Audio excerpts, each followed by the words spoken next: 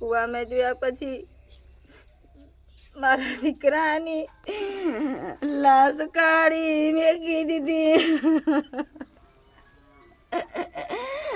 એ કિયો મેહુલ કરતે નો મેહુલ ના ફોન ઘણા આવે ને એ કિંદલ કરીને એ છોકરી ઉતી કે.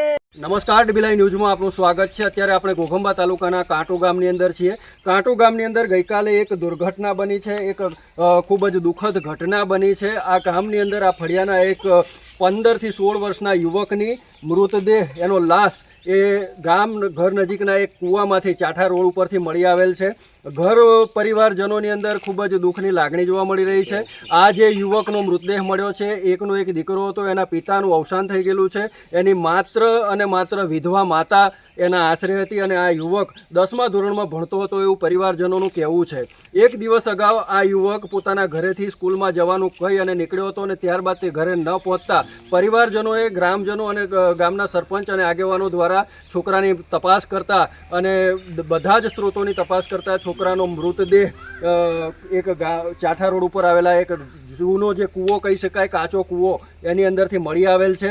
અને જે ઘટના સ્થળેથી બધા પુરાવાઓ એકત્ર કરવામાં આવ્યા છે, જે પુરાવાઓ મળ્યા છે એને જો જોવા જઈએ તો કૂવા સુધી પહોંચતા પહેલાં થોડાક અંતરે આ યુવકનો જે કહી શકાય કે બાઇક પડેલી હતી, એના ચપ્પલ અને મોબાઈલ મળી આવ્યા છે. ત્યારબાદ થોડાક અંતરે એનું પેન્ટ પડેલું પણ મળી આવ્યું છે. અને આવી રીતે અર્ધનગ્ન અવસ્થામાં આગળ જતાં જે કાચો કૂવો મળી આવતા એની અંદર જે બિલાડી નાખી અને તપાસ કરતા એની અંદરથી આ યુવકનો મૃતદેહ મળી આવતા પરિવારજનો ચોંકી ઉઠ્યા હતા. પરિવારની ઉપર આભ ફાટી પડ્યું છે, કારણ કે એકનો એક દીકરો અને વિધવા માતાનો એકનો એક આધાર છીનવાઈ જતા એ પરિવાર અત્યારે રોકકળ કરી રહેલા નજરે પડે છે. તો ગામની અંદર પણ, ફળિયાની અંદર પણ શોક છવાઈ ગયો છે. દામાવો પોલીસ સ્ટેશનને આ અંગેની ઘટનાની જાણ કરતાં ગઈકાલે દામાવો પોલીસ મથકના પોલીસ કર્મચારીઓ ઘટના સ્થળે પહોંચી અને આ યુવકના મૃતદેહને કૂવામાંથી બહાર કાઢવામાં આવ્યો હતો અને ત્યારબાદ પોસ્ટમોર્ટમ માટે હોસ્પિટલ ખાતે ખસેડવામાં આવ્યો હતો. ત્યારે આપણે સીધા અત્યારે એ પરિવારની એ ઘરની મુલાકાતે છીએ, કારણ કે પરિવારજનોનું એવું કહેવું છે, ગામના લોકોનું પણ એવું કહેવું છે કે આ યુવક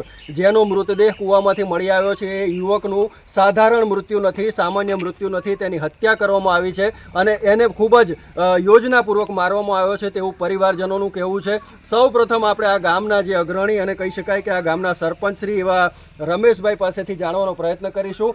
રમેશભાઈ, તમારા ગામના આ ફળિયાનું શું નામ છે?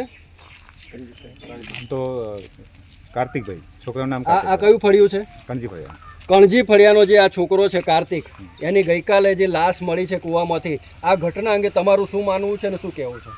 અમારું તો એક જ કહેવું છે કે આમ જે ઘર પરિવારની વાત સાંભળીને અમને એવું થાય છે કે ખરેખર આને હત્યા કરવામાં આવી છે અને પ્રશાસન વિભાગને અમારી એ કેવું છે કે કાયદેસરની કાર્યવાહી કરે અને આરોપી સુધી જાય અને આ જે વિધવાભાઈ છે એને સાચો ન્યાય મળે. અને તમે આ જે ઘટના બની ત્યાર પછી જે મૃતદેહ મળ્યો તે સ્થળનું તમે મુલાકાત લીધી છે? હાજી લીધી છે. તો એ વિશે તમારું, એ ઘટના સ્થળે જે પુરાવો મળ્યા છે, જે દ્રશ્યો જોવા મળ્યા છે, એના વિશે તમારું શું કહેવું છે? પુરાવાના આધારે અમને આમ ખરેખર શંકા જાય છે કે આને ગમે તેમ કરીને મારવામાં આવ્યો છે અને પછી જ કૂવામાં ફેંકવાયો છે. શું પરિસ્થિતિ હતી ત્યાં? પરિસ્થિતિ જે તે સમયે અમે જે સ્થળ તપાસ કરી તે વખતે એની બાઇક 100 ફૂટ દૂર હતી, એના વચ્ચે ચોપડા હતા, એની બાજુમાં પેન્ટ પડ્યું હતું, કૂવાની 5 ફૂટ દૂરીમાં પેન્ટ પડ્યું છે હાલ, અને શર્ટ જે પડી છે 100 ફૂટ દૂર છે. એટલે અમને એવી શંકા જાય છે કે આને ખરેખર આ રીતે મારવામાં આવ્યો છે. આ અંગે ઘટના અંગે પોલીસને જાણ કરતા પોલીસનું શું કહેવું છે? પોલીસનું કેવું છે કે એ તપાસનો વિષય છે.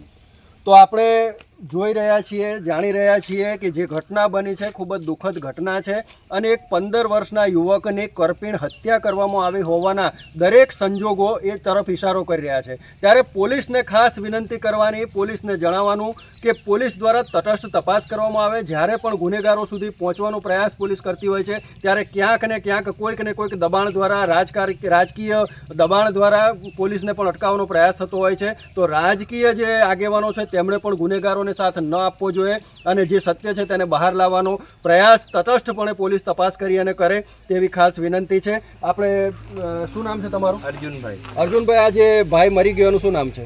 કાર્તિકભાઈ નામ છે એનું. 10મા ધોરણમાં અભ્યાસ કરતો હતો, એટલે સવારમાં ઘરેથી નીકળ્યો કે સ્કૂલ જવું એવું કરી, પછી સાંજ થઈ એટલે કે ઘરે નહીં આવ્યો. 5:30 જેવા મારી કાકી કીધું કે કાર્તિક ઘરે નથી આવ્યો અને આપણે એને જોવા માટે જઈએ. ત્યાંથી પછી અમે 2 માછરી કાકી દીકરો જયા તઈ જોવા માટે એમ બધે જોયા, પછી નહીં મળ્યો. પછી તઈ ઝાડી જેવું છે બાજુ, કદાચ કંઈ બાજુ ગાડી હાડી કંઈક મેલીને કે ગમે તે હોય એ માટે અમે તઈ જોવા જા. તો મારી કાકી રે કે અર્જુન આ બાજુ બાઇક પડેલું છે એમ. પછી તઈ અમે જા તો બાઇક પડેલું હતું. પછી તઈથી બાઇકથી થોડુંક 50 ફૂટ જેવું જતા ચોપડા હતા એના, મોબાઈલ હતો એનો, પછી ત્યાં ચંપલ હતા. પછી ત્યાં જે કોઈક ઈંડા ફૂલાવ ખાવાનું કંઈક ખાઈને ત્યાં પડેલું હતું. એમ કરતાં એટલી જાણ થતાં મેં પછી મારા કાકાને રિંગ કરી કે મેં કીધું કાકા કાર્તિક નથી અને ચંપલ ને મોબાઈલ ને ગાડી ના તે બધું ત્યાં પડ્યું છે, એટલે હવે તમે આવો અને આપણે બધાથીને શોધખોળ કરીએ. પછી મારા કાકા બધા આવ્યા. પછી થોડી વારમાં આગળ જતે એનું ટી શર્ટ મળ્યું. ટી શર્ટ એમ કરતાં જરીકે આમ થોડાક 50 ફૂટ આગળ ગયા એટલામાં એનું પેન્ટ મળ્યું. પછી ત્યાંથી એવું નક્કી થયું કે હવે એને કોઈ મારી અને હત્યા કરી એને તેમ ગળું દબાવી કે એ પોઝિશનની અંદર કૂવામાં ફેંકી દેવામાં આવ્યું એને. બરાબર છે. અને તમારું શું નામ છે? મારું નામ છે અર્જુન છે, અર્જુનભાઈ. એ મારો આ તમારે શું થતો હતો કાર્તિક? એ મારા કાકાનો છોકરો છે. બરાબર છે. તમને આ ઘટના અંગે શું લાગે છે કે કોઈ પર શંકા છે એવું તેવું? હા, અમને શંકા છે. એક છોકરી જોડે એને પ્રેમ સંબંધ હતો. એના શંકા પર તે મોબાઈલમાં ડિટેલ છે, બધી કોલ રેકોર્ડિંગ છે, ફોટા છે એના, બધું જ છે, નંબરો છે. તો જે ઘટના બની છે એનું પોલીસ દ્વારા તટસ્થ અને ન્યાયિક તપાસ કરવામાં આવે. પંચમહાલ જિલ્લા પોલીસ અધિક્ષક શ્રી દ્વારા પણ આ કેસની અંદર અંગત રસ લઈ અને ઊંડો રસ લઈ અને ઊંડી તપાસ હાથ ધરવામાં આવે તો ચોક્કસપણે ગુનેગારો સુધી પહોંચી શકાશે. કારણ કે ગુનેગારો ઘણી વખત ખૂબ જ શાતિર હોય છે, ખૂબ જ ચાલાક હોય છે, કોઈ પણ પ્રકારનો પુરાવો ન છૂટી જાય એના માટે પૂરતી કાળજી રાખવાનો પ્રયાસ કરતા હોય છે. પરંતુ દરેક ગુનેગાર કોઈક ને કોઈક ભૂલ તો કરતા જ હોય છે અને એ ભૂલ સુધી પહોંચવું એ જ પોલીસનું કામ છે. ત્યારે દામાઓ પોલીસ અને પંચમહાલ પોલીસ, જે પોલીસની ઠેર ઠેર પ્રશંસા થાય છે, એ પંચમહાલ પોલીસને નિવેદન, ખાસ અરજી કરવાની, ખાસ વિનંતી કરવાની કે આ એક સામાન્ય પરિવારનો એકનો એક આધાર છીનવાયો છે, એક માતાનો લાડકવાયો ખોવાયો છે, એક માએ પોતાનો કાળજાનો કટકો ગુમાવ્યો છે અને નિરાધાર મહિલાના આંસુ અત્યારે પોતાના દીકરાને પોકાર કરી રહ્યા છે. તો એની હત્યાને અંજામ આપનારા લોકો સુધી પોલીસ ચોક્કસપણે પહોંચશે અને એ ઘટનાને અંજામ આપનારા ગુનેગારો છે એને તપાસ કરી અને શોધી કાઢવામાં આવે અને એમને ચોક્કસપણે કાયદાના ચુંગાલની અંદરથી બચી ના જાય એવી રીતે તટસ્થ તપાસ કરવામાં આવે તેવી માંગ આ માધ્યમથી અમે પણ કરીએ છીએ અને આ પરિવારજનોની પણ માંગ છે કે આ ઘટના છે તેની ચોક્કસપણે તપાસ થવી જોઈએ. આ ઘટના ઉપર ગમે તે કોઈક રાજકીય દબાણના કારણે પણ કોઈ પડદો ન પડી જાય અને જે પણ સત્ય છે તે ઉજાગર કરવા માટે પંચમહાલ પોલીસ, દામાઓ પોલીસ પૂરેપૂરી નિષ્ઠાપૂર્વક પ્રયત્ન કરશે તેવા વિશ્વાસ સાથે લક્ષ્મણ રાઠવા સાથે ડીબી લાઈવ ન્યૂઝ ઘોઘંબા. કૂવામાં જોયા પછી મારા દીકરાની લાશ કાઢી મેકી દીધી. એकियो મેહુલ કરતે લોય મેહુલ ના ફોન ગણાવે ને એકી કિંદલ કરીને એ છોકરી ઉતી કે રાત દિવસ આવતેલી ઉતી. રાતને મારા છોરાને બોલાવતેલી હતી. મેં તો એને કીધું દીકરા તને આવ છેતરવા વાળી હશે દીકરા, તને છેતરી જશે દીકરા, તું ભૂલી જાય ને.